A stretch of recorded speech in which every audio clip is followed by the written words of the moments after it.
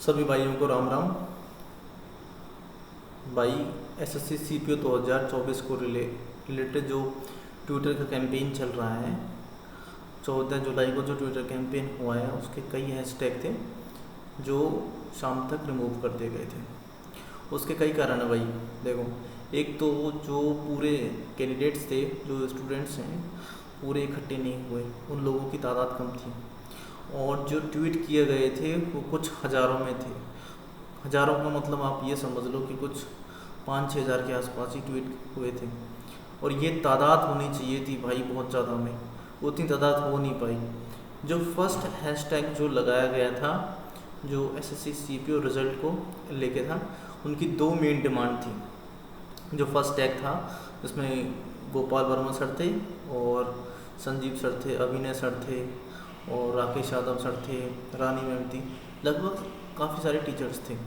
उनकी दो डिमांड उन्होंने मेन रखी हैं, जो वो ये हैं कि पहला तो एसएससी सीपीओ 2024 का रिज़ल्ट चाहिए। दूसरी जो डिमांड थी वो थी कि 2025 सीपीओ का नोटिफिकेशन चाहिए, जो कि पहले ही आ जाना चाहिए था 16 तारीख को, जो नहीं आया। भाई ट्विटर कैंपेन पूरी तरीके से आप फेल कह सकते हो और नहीं भी कह सकते, लेकिन जो ट्विटर कैंपेन किया गया था उससे कोई इफ़ेक्ट नहीं पड़ेगा। आप उसको ना के बराबर समझो। उसका ये सबसे बड़ा ये कारण ये माना जा रहा है कि लगभग सारे जो कैंडिडेट्स हैं, जो स्टूडेंट्स हैं, वो इकट्ठे नहीं हो रहे। वैसे ही सीपीयू के जो स्टूडेंट्स हैं वो वैसे ही कम होते हैं ऑलरेडी, क्योंकि उसमें वैकेंसी कम आती है और बच्चे भी कम ही रहते हैं। और बाकी जो स्टूडेंट्स हैं वो साथ में आ नहीं रहे। देखो भाई, सीधी सी बात है, राकेश यादव सर ने ये बात कही थी कि आज भाई सीपीयू वालों के घर में आग लगी है, हो सकता है सीजीएल वालों भाई तुम्हारे भी घर में आग लग जाए, हम तुम और सीपीयू वाले स्टूडेंट्स आपका साथ दें। और अब से पहले कई बार जो ट्विटर कैंपेन सीजीएल के लिए हुआ उसमें सीपीयू वालों ने दिया भी है। तो आपका भी हक बनता है सीजीएल वालों का और अदर कैंडिडेट्स का कि आप सीपीयू वालों के लिए सपोर्ट करें।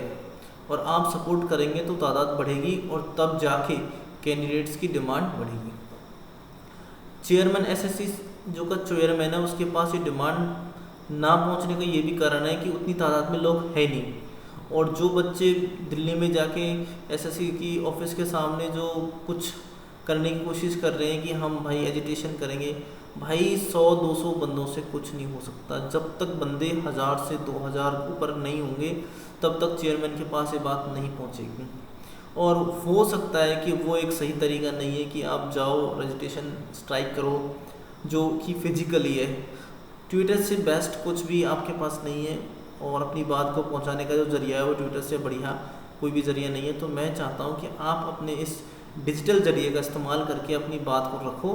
और ये सारे कैंडिडेट्स की रेस्पॉन्सिबिलिटी है कि वो अपनी बात को रखने के लिए ट्वीट करें और कैंपेन में शामिल हों। भाई 10 से ज़्यादा हैशटैग बनाए गए थे 14 जुलाई को, शाम तक सारे हटा दिए गए हैं।